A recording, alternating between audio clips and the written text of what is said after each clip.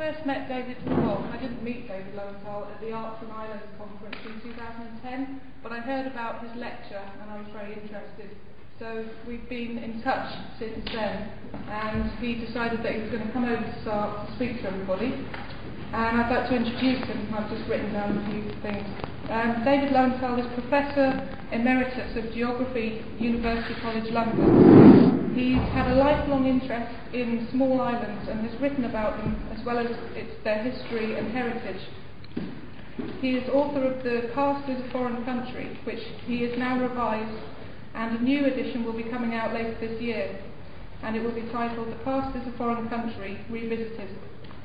I'd like to thank David for making the effort and quite the journey to come over this time of year to Sark to be with us, to share some of his knowledge with us this afternoon. And does anybody have any problems with being filmed? Because obviously we've got a camera, so if you don't want to be filmed, just make it known and they won't film. Okay, thanks David. Thank you.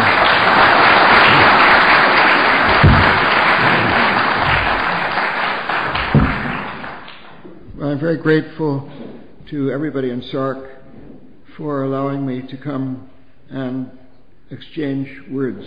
I hope it's an exchange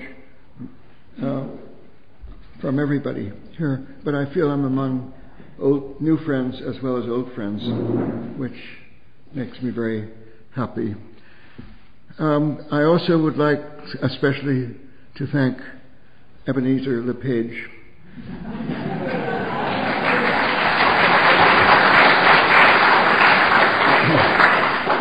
for his welcoming advert in the blog, but I think he gave me far too much credit, because nobody could be as entertaining as the Sark newsletter. It's often said, and I think truthfully, that islands are like families, especially islands of this size and nature, because they're places in which people know one another, are related to one another, care about one another through the generations. It's also true, though, that in many other ways, islands are not like families, but almost the opposite of families. In Tolstoy's great Anna Karenina, he says, "Happy families are all alike. Unhappy families are all different, each different in its own particular way." That's not the same with islands. It seems to me that in many ways it's the opposite, that happy islands are all different from each other, each one unique, as Sark is, but unhappy islands have many reasons to be unhappy in common. And that is what I really want to discuss with you today, because it seems to me that although in some respects Sark's problems are unique, that they have much in common with what's happened in small islands and even large islands all around the world. In particular, I want to stress two things. First of all, that the virtues that Sark has are a special, unique flavor that is matched nowhere else in the world, which is true also of many other specific islands that I've been involved with. And secondly, that the vulnerabilities that Sark faces are similar to those elsewhere. So you are not alone. What are the ways in which islands are vulnerable? Well, you're all familiar with this, so I don't need to spend much time on it. But 50 years ago, about, the theory of island biogeography was developed by MacArthur and Wilson, who demonstrated that, ecologically speaking, islands are at a particular disadvantage because of their isolation and small size, so that any untoward event, any disaster, any change in climate, any change in use is apt to be particularly difficult for people to cope with, because it reduces the variability, it reduces the variety of island life, it reduces especially species of plants and animals. So extinction takes place on islands, and indeed many islands also sometimes go extinct in ways that are particularly true of very small places. Economically, islands lack clout because they're small, remote, more expensive, hard to deal with world markets, and because, again, they're apt to have relatively little variety of production.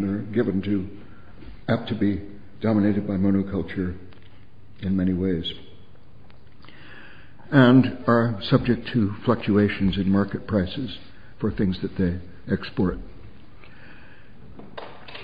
Island societies are vulnerable because they are small, because any change in circumstance may wipe them out completely or reduce them to a level of being unable to function properly. And because they are also loved by outsiders who are happy about taking over in order to promote their own particular vision of what it is that they want to do. There are histories of islands used as prisons, histories of islands used for slave labor, histories of islands used by pirates, histories of islands that are used for everything under the sun, usually to the detriment of the local inhabitants. What are the reasons why outsiders are apt to be interested in islands? For one thing, they are easily defensible in many ways. For another, they are apt to enable a small group or a small number of people to impose their will on a relatively defenseless population. For another, they are the consequence of people who want to improve life for other people and who believe that they know better than the people whose lives they're attempting to improve. For a fourth, there's sheer power.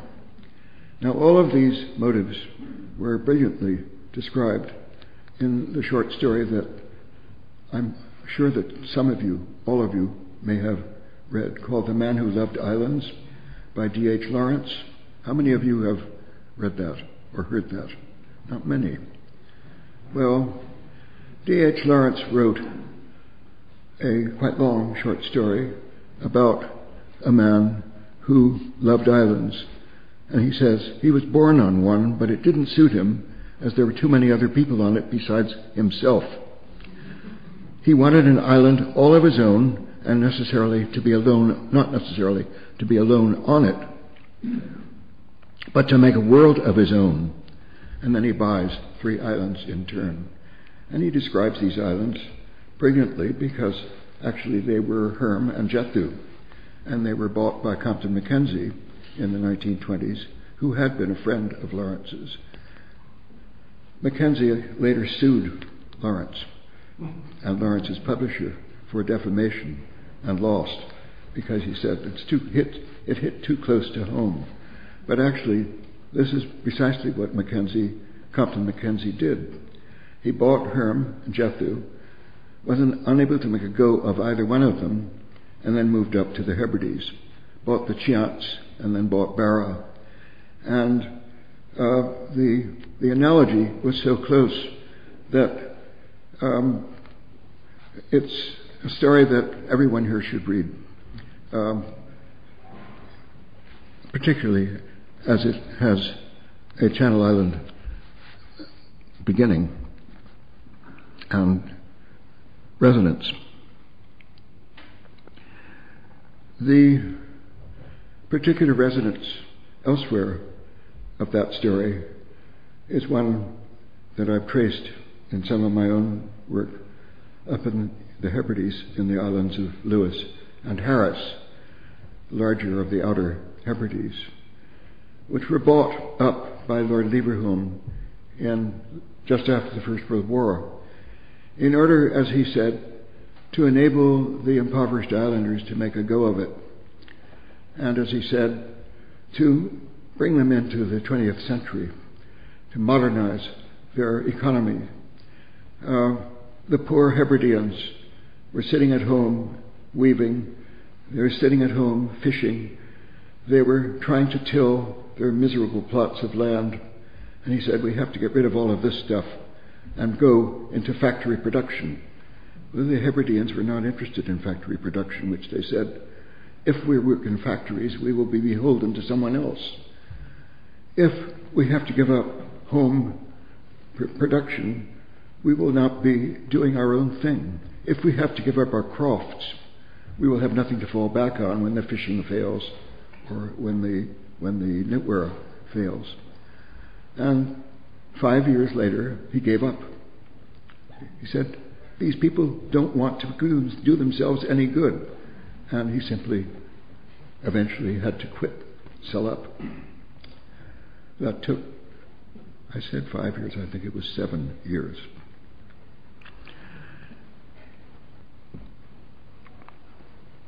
There are worse fates even than that was offered to the people of Lewis and Harris. There are in the world today superpowers who essentially have annihilated the populations of small islands in the Pacific for the purpose of controlling missile production, missile development. Guam, Diego Garcia, the Chagos Islands, all of these islands have either been transformed or completely denuded of their people for the purposes of other people. How to fight, how to prevent these terrible things from happening.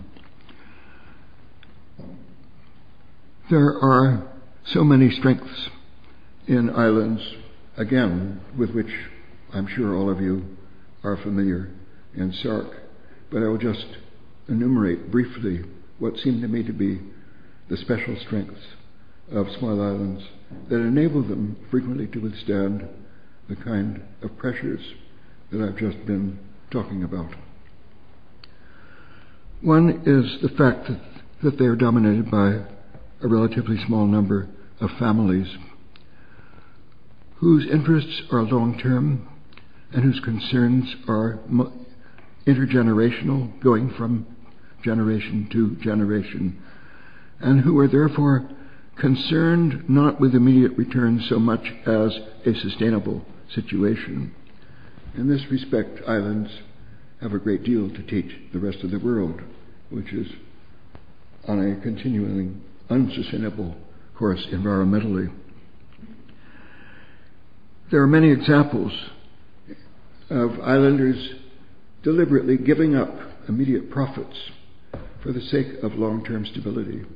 In Orkney, for example, an offer to explore uranium production was denied by the islanders on the grounds that if it were successful, it would ruin the stability of their general economy, because farming and fishing would then become useless, or labor on farms in farms and fishing would devolve into quick return profits for uranium. And then when the uranium ran out, there'd be nothing left. Similarly, in Shetland, the Zetlanders managed not to prevent the oil industry from coming to Shetland, but at Sullom Voe, they successfully engineered buying into that enterprise to such an extent that they enabled themselves to insist that the oil producers, developers, would pay in not only to Shetland general revenue, but pay into pension funds, pay into education, pay into sporting facilities, and pay into maintenance of the fishing fleet, so that when the oil gave out, the Shetlanders go back to what they had customarily been doing. This has been enormously successful in Shetland, which has become very considerably prosperous as a consequence of it. The sense of long-term is nowadays exemplified also in the Pacific by a number of Pacific island nations that are concerned, as they ought to be, must be, with sea level rise, which threatens in the Maldives, for example, to inundate a very substantial portion of their land area, the atoll areas, and to contaminate the rest with salt water, so that they have embarked on a long-term program of building which will enable them either to rehabilitate some of the islands or to move to others by the year 2050.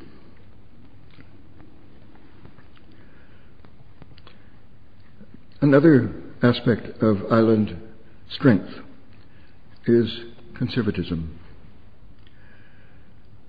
combined with conservation.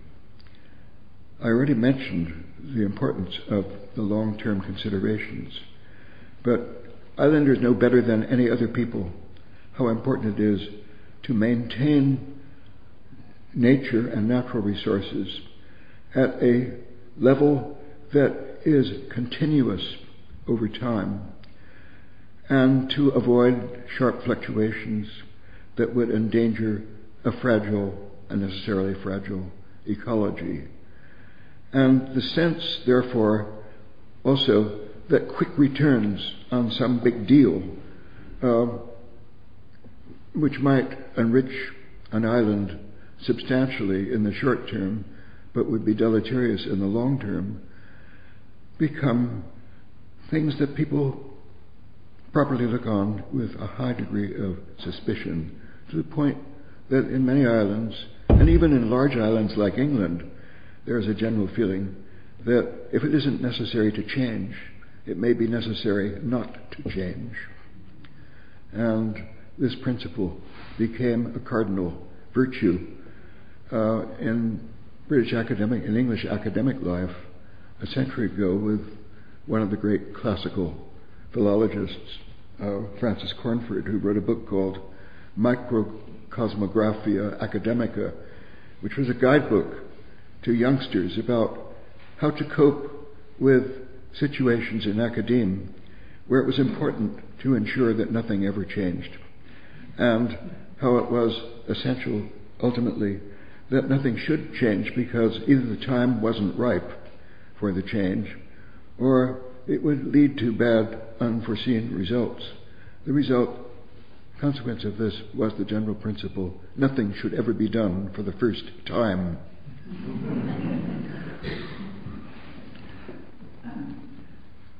A third way in which islands are particularly good at protecting themselves is the fact that so many islanders, like everyone I've met here, are multicompetent, able to do 6 different things, sometimes even all at once, able to lend a hand to whatever needs to be done because there's no room for specialists, for people who are just specialists. Everyone has to learn how to get along in ways that require people to learn 5, 6, 7 different trades, 6, 7 different skills, to be able to cope in times of adversity, to be able to maintain the kind of community that an island is, can only be done with the awareness that people work together in not just one way, but in 5 or 6 different ways. Unlike most mainland communities where people travel long distances, and unlike most mainland areas where specialists are renowned for looking down on amateurs, the fact is that every good islander is a good amateur. And being a good amateur is essentially being a good lover.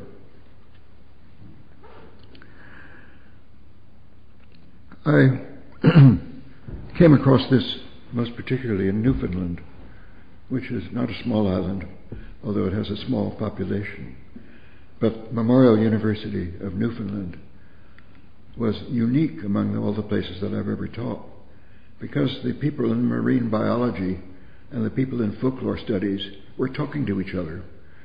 Everybody recognized that marine biology and folklore and geography and history and everything else was interconnected, that there was no barrier between them, that one needed to know something about all of these different things. And those islanders are notoriously good at being flexible. Related to that, I think, in Sark, so far as I've been able to see, and I confess I've only been here 3 times, but it struck me even 20 years ago that one of the great assets of Sark was that everybody was the same. There's nothing high or low. There's nothing that makes one job better than another in everybody else's eyes. People do everything that needs to be done in a way that enables the sense of community to be continued with a high degree of egalitarian feeling. This is characteristic especially of small islands, and especially essential where resources have to be shared. Several of the islands on which I have worked or stayed have saved themselves by common ownership of various resources, by common maintenance of various other resources, by common concern for the welfare of everybody on the island. Another strong point among islanders, especially small islanders, is those who go away, the diaspora. People who leave small islands maintain their links much more than any other migrants. And they bring back a sense of the outside world, knowledge, resources that make it possible for small islands that are in trouble or economic difficulties to survive and to flourish. Numerous examples of this that come to mind: the island of Chios in the Aegean, for example.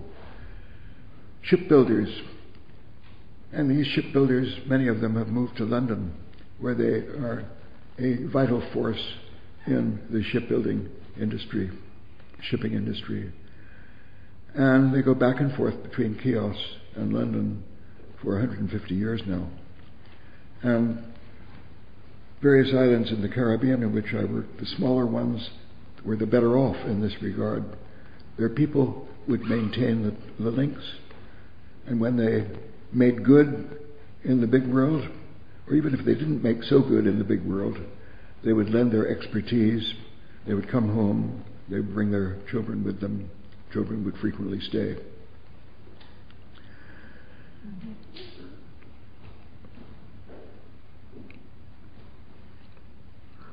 I suggested the importance of a conservatism and a suspicion of outsiders, which can sometimes feel overdone or even pathological. But I think it's essential to remember that suspicion is an important adjunct of caution, and caution against outside development is essential because most outside developers don't understand what it is that makes an island work or what is good for an island. Outside developers are interested in their own programs. Even the best intentioned of outsiders are apt to mistake their concern for what is actually good for an island. When the island of Anguilla broke away from its neighboring larger islands in the Caribbean and reverted to becoming a crown dependency. It was suggested by various welfare economists that it would be a good idea for Anguillans to get rid of their cars and become an island for bicycles.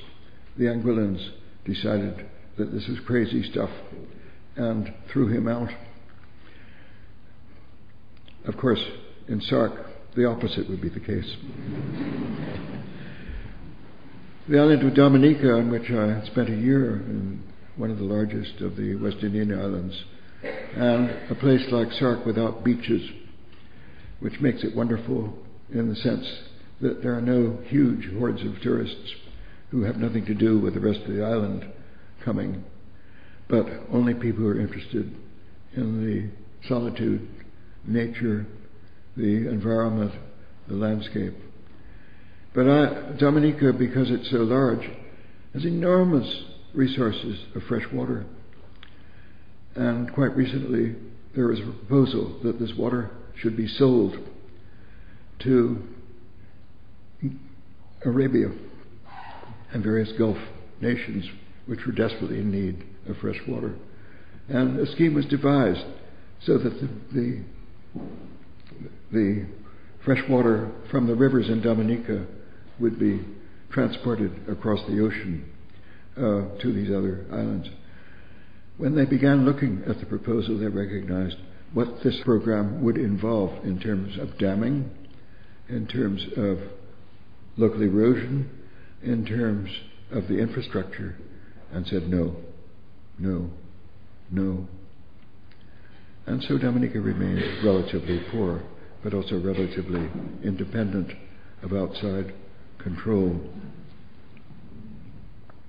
I don't want to talk for too much longer, but I do want to go on to one other topic, which is, having mentioned several of these other examples of places that share some of the predicaments that may seem familiar to people here, I want to say that there seems to me to be a difference.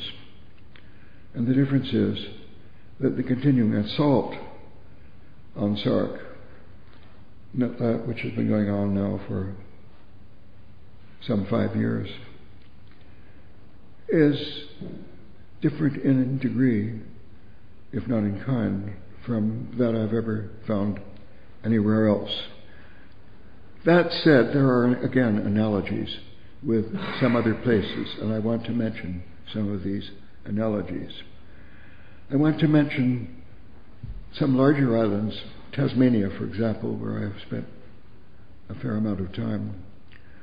Tasmania, off mainland Australia, is continually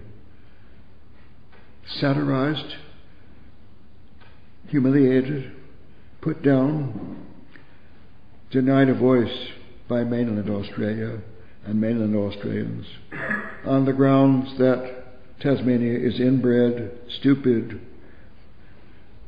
inhabited by a peasantry who are ignorant, if not criminal, concerned with foolish things like forest conservation instead of hydroelectric development, and so on. And the Tasmanians have endured abuse for over a century and a half of this kind.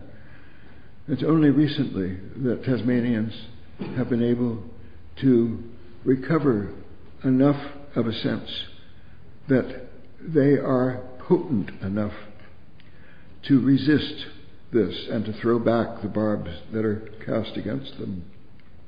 Newfoundland, I mentioned earlier, almost the opposite situation from that in Tasmania, but Newfoundland settled very early by Irish colonists in the 18th century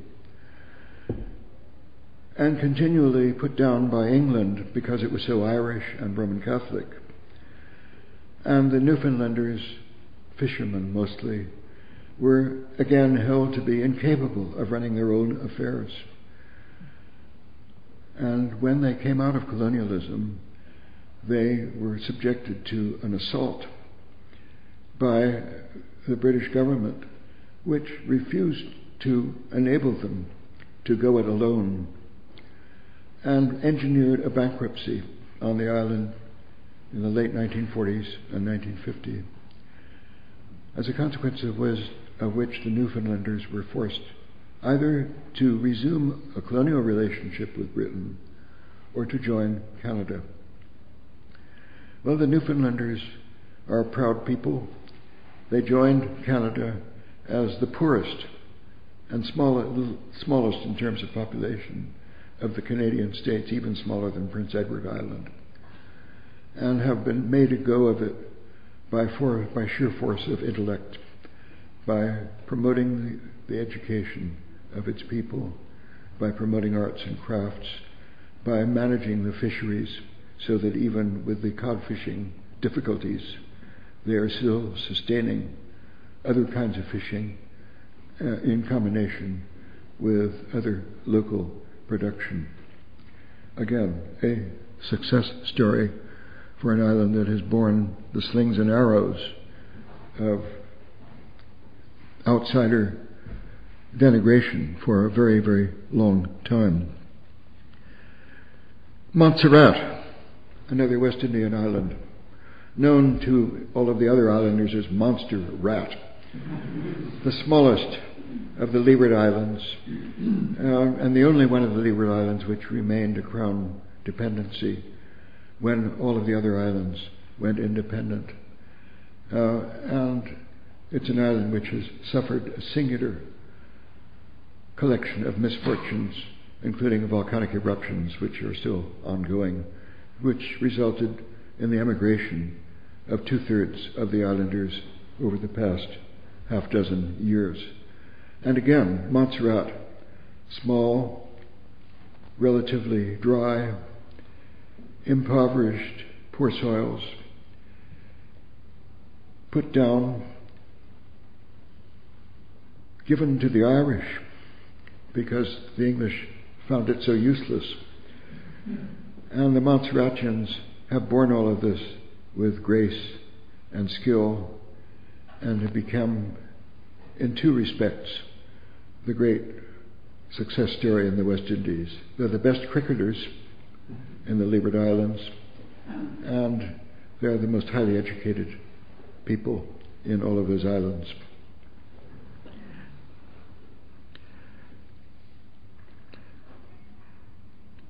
Gibraltar, another case of a place that was thought by the British too small to make a noise. They said after the First World War, well, the Gibraltarians are not going to do anything like the Maltese or the others. We don't need to worry about them because, after all, they're just such a cosmopolitan lot. They're people from Morocco, people from Spain, people from Genoa, people from all over, and people from Malta, actually, who were brought in to make Gibraltar into an island, a project that never was implemented, but the idea was to remove it completely from Spain. Well, the Gibraltarians did make a noise, and they made a big enough noise to gain internal self-government in the 1920s, to the great surprise and shock of the British government, and made another noise a few years ago when the Spanish government attempted to reassert a kind of sovereignty which they had not possessed since the early 19th century over Gibraltar. And the Gibraltars have done this by making a noise, by voting in elections 99% in favor of a British connection against a Spanish connection, and 99% in favor of the maintenance of internal self-government. So one has to make a noise. I could go on with several other examples, but I shall not. I shall simply suggest that making the noise is the important thing. How many of you have seen The Mouse That Roared? Or read the book? Well, again, most people seem not to didn't know this, so forgive me if I describe this.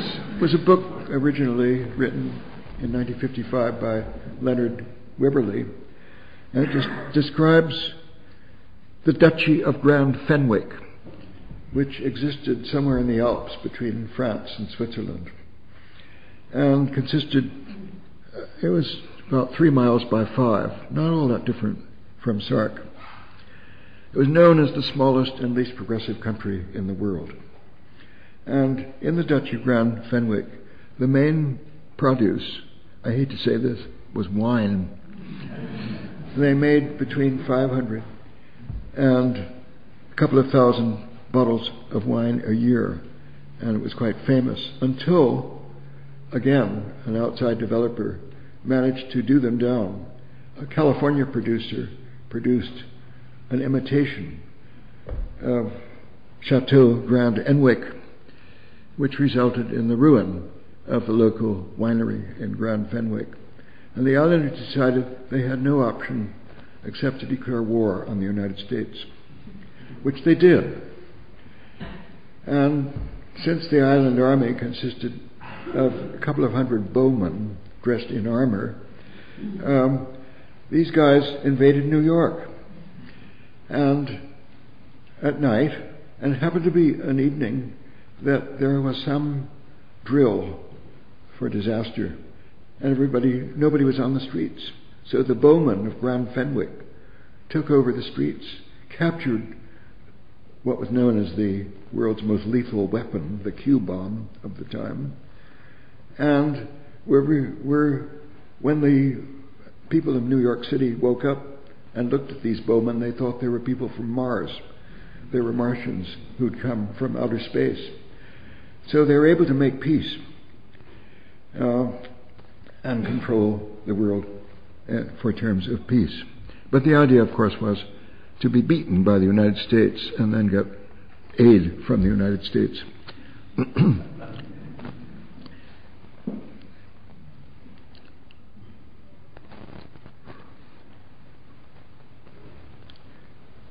There is a chateau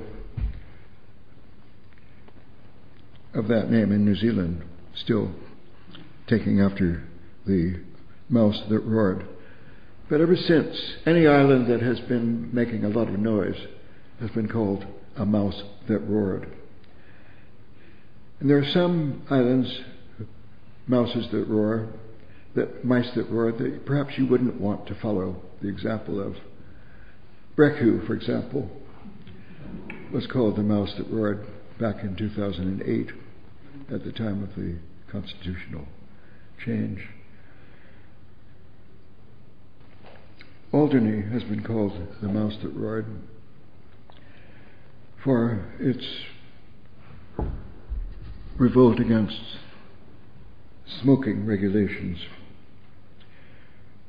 Guernsey has been called the mouse that roared for its tax program. The island of Antigua in the Caribbean was called the mouse that roared because it opposed the United States, which was trying to shut down internet gambling. It turned out to be illegal on an international level. One wouldn't want to follow Antigua, the most corrupt island in the Caribbean, in this regard, in spite of its phenomenal success with 2020 cricket.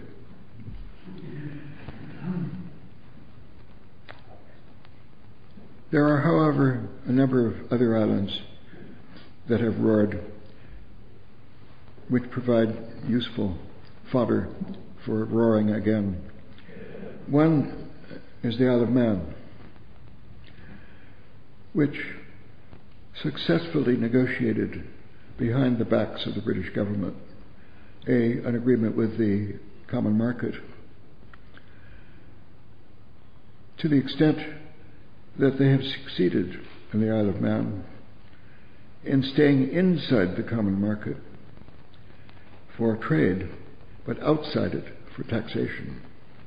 A brilliant stroke. There are other respects in which the Isle of Man might not be such a very good example. For example, the current notion of arming Manx ships against piracy, which Manx shipping being done all around the world seems now to require. But the EU negotiation is a wonderful example of island action taken at a level which became solid success. Bermuda taking on, against British wishes, evacuees from Guantanamo in the American-Cuban base there.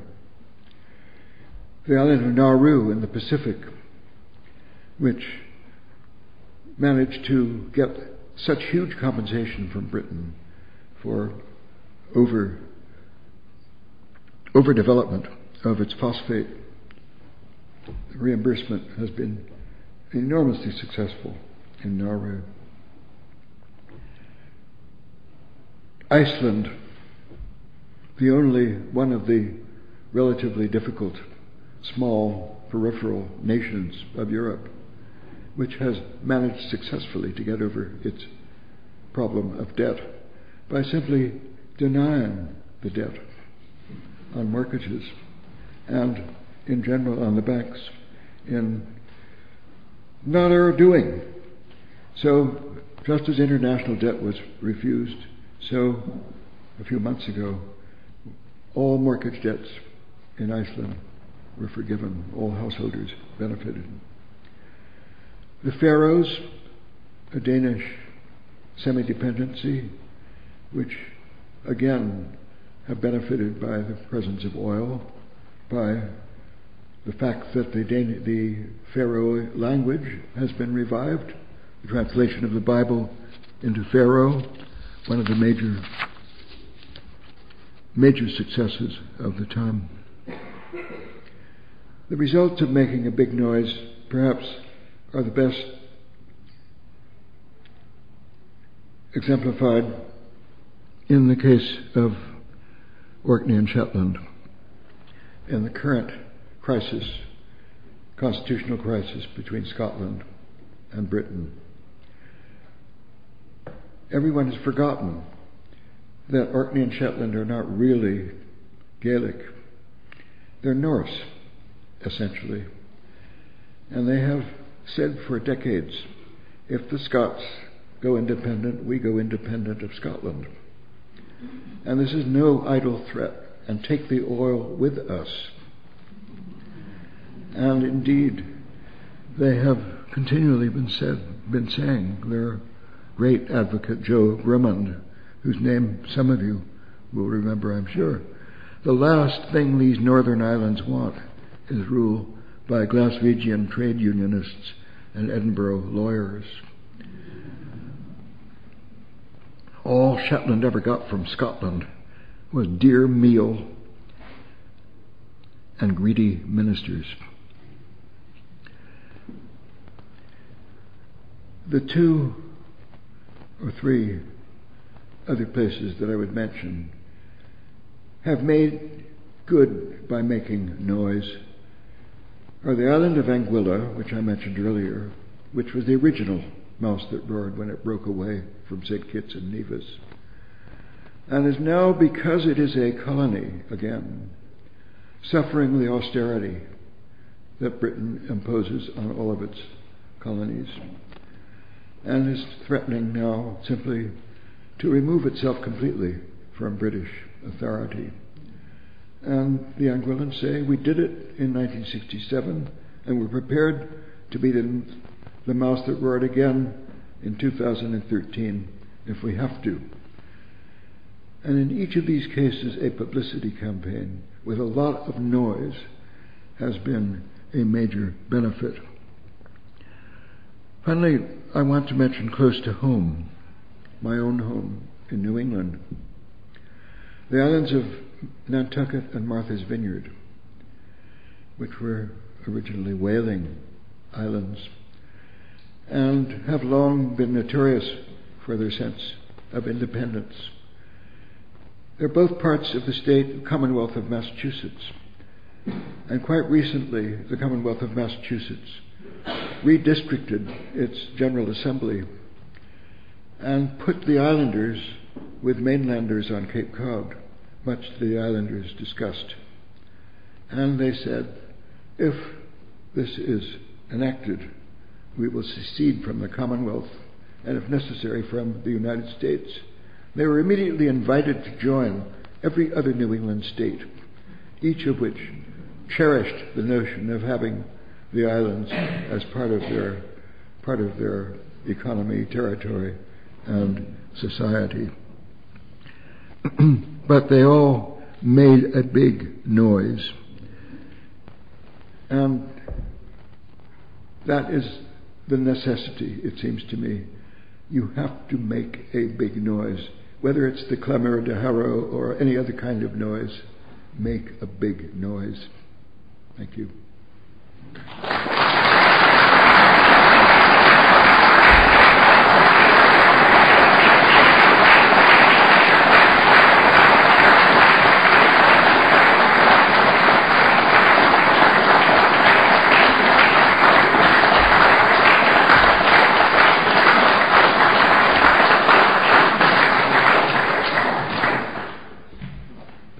For discussion or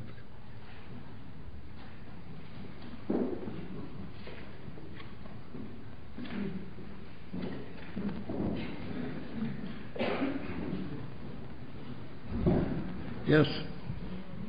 It's always seemed to me that Alderney and Sark have many similarities. I wonder if you, but one of those similarities is that in both islands we lack what the sort of natural resource that you were referring to, like mineral wealth. Have you any examples of us mice who have been able to benefit from inward investment without the sort of perils you alluded to? In Alderney, we call him the man in black. Well, first of all, it seems to me that Alderney is not so much like Sark anymore,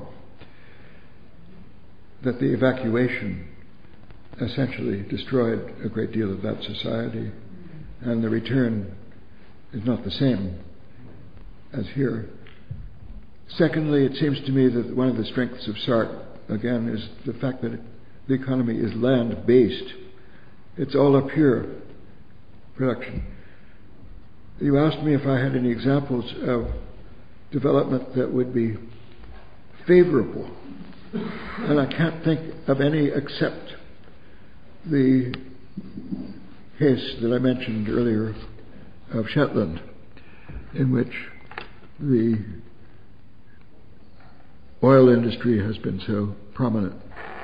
The rest of the success stories have depended upon the determination of local populations to maintain their land for themselves.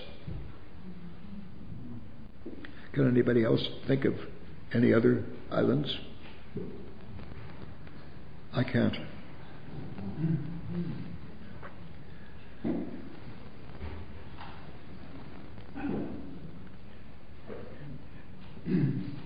Are people not speaking because they're cautious? Yes. I wonder if you could say something about, is it Gia or Gaia? Of the Malabar Gaia, where the island of Gia, of the Malabar Gaia, which was a feudally owned island, and where the islanders got together and bought out the island, and apparently this is successful economically. Yes. And when I visited 5 years ago, it certainly seemed to be making a happy place. It's true that some of the Hebridean islands have succeeded in buying themselves out successfully.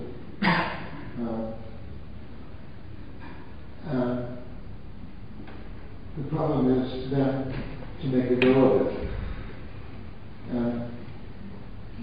Buying yourself out is a good idea if you can afford to make a go of it on your own. And again, so much depends on whether this is the most sensible solution. In the case of the Caribbean islands with which I'm familiar, avoidance of the National Trust has been a prime consideration. The National Trust being more interested in birds than in people. It sounded as if in Gia it had been a cooperative, a locally driven force, almost wholly beneficial.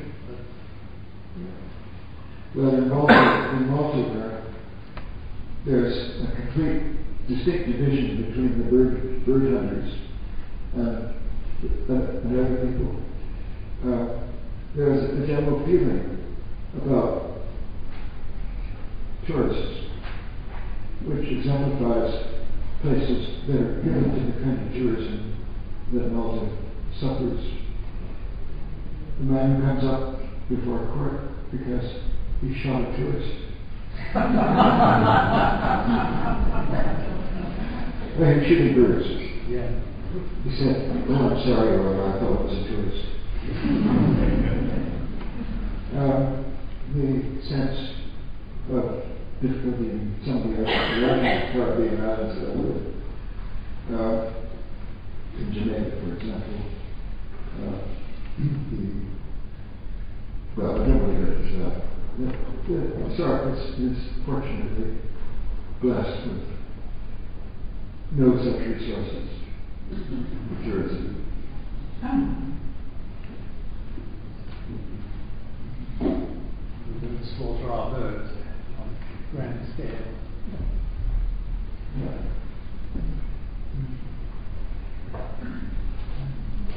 I'd like to ask you to look ahead and perhaps 20 or 30 years. I won't be around, but it'd be nice to hear what you have to say. It seems to me that islands like Sark, which have a great love of what exists and what they know and what they have always loved, are being assaulted now by communications of a different sort or global, and the younger generation are much more plugged into those. And I would have thought it's possible that their values will begin to change. And so the strength of the island that you referred to, which certainly exists, may actually change with it as they make greater and greater demands. It may, but Sark is still fortunate in having a school and having enough young people to make school viable, and in having enough families who want to go on bringing up their children here, so that, by comparison with many other places, I've heard arguments that the age structure here is singularly elderly. It's not true compared with other islands. The Sark is much better off. So it seems to me that the long-term future is not so bad in that regard. I would hope not, anyway. Just go on having joking. It's always been one of the things that Sark has always aimed for, is to have a community of ages, so that you retain your schools, your churches, your pubs, and enough employment to keep people wanting to remain on the island. Yes. And that has been a long-term aim of Sark, is to keep a viable community structure. But it does rely on having sufficient employment for the young people growing. Some will go away, as you said, and some will come back. I'm a prime example of that. I left at 15 and came back at 55. So people do go away and they do come back and they bring other skills back with them.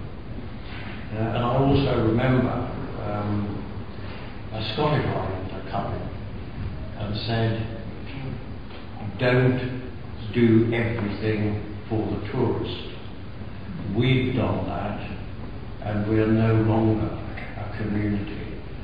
We sold our soul to the tourist. The tourists come to you because you are different, and they want to come somewhere which is different. And I think that is something which we as islanders need to bear in mind all the time. We are different. We are envied for what we have, for the community that we have, and we need to protect that community into the future.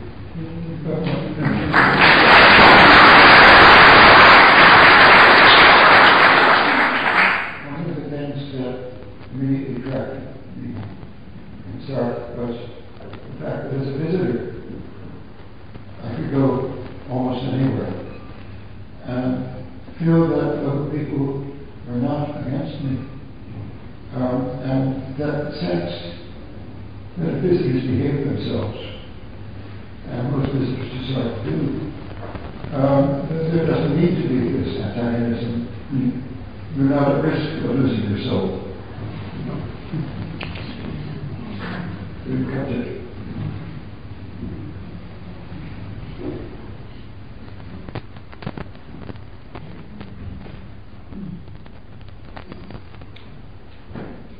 I've lived on Sark all my life, and I've always grown up with the notion that Sark is just the right size in terms of A, its acreage, and B, the amount of people who are living on the island. 500, 600 people on this little rock. But recent events have made me wonder if actually we're just the wrong size, that we're too small to do certain things, we have too small a population to manage our affairs. And I'm just wondering about this relationship between the size of the population and the size of the island. How does that work worldwide? I mean, you mentioned an island like Newfoundland, which probably only has a couple of thousand inhabitants, and yet is the size of Wales, probably, or something like that. So, I'm just interested in that relationship between size of population, size of island, and how it works worldwide. Well, it seems to me that, like you, I feel that Sark is exactly the right size. It's not too small. It's not Berkeley. It's not Hearn. These are not societies. These are places with proprietors and laborers, serfs brought in. Sark is its own place, and Sark is large enough and small enough to maintain the sense of community. If it were 3 times as large, it would be more difficult, I think. And in fact, I don't think that a large growth in population of any kind would be beneficial to the maintenance of the kind of community that we've been talking about. That said, there are other situations with much larger islands that work also. To some extent, Malta works very well because despite its tourism, most of its local people actually don't work in tourism or have anything to do with tourism, but are very constructive in many other ways. It's terribly crowded, it's terribly hot, it's terribly deprived of the environmental resources, but its people are imaginative and enterprising and have managed to keep at bay for many centuries all of the enemies, all of the pirates that have invaded them or controlled them, simply by keeping their heads down and going to work and making a noise when it's necessary. So one size doesn't fit all, but my impression is that Sark is exactly the right size, and that combined with the nature of the landscape, making it hard to reach, hard to get up into, and essentially based on the plateau, it's almost a miraculous benefit to have an island of this kind. So I congratulate you. Thank you very much.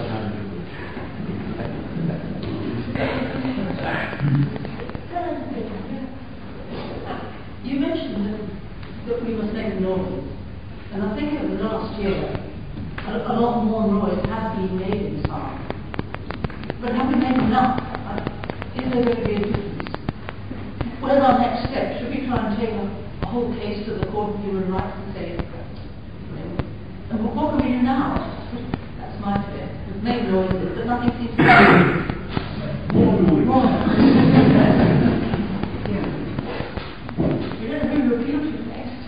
Dr. Roar. I'm sorry, I missed that.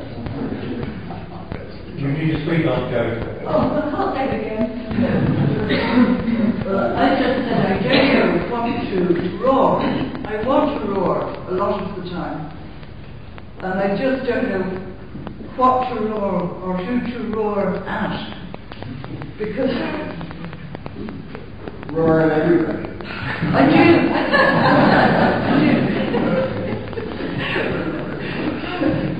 No, I think publicity is, when Marcus Vineyard went for threat of statehood and publicized it very widely, the tourists picked up. Everybody wanted to come and see this place that was brave enough to get out into the public and make statements of that kind. It has not hurt the island at all. It has benefited them enormously. And it has made the Commonwealth of Massachusetts legislature pay attention to. So they know now that if they try to deprive these islands of their voice, they're going to be in place.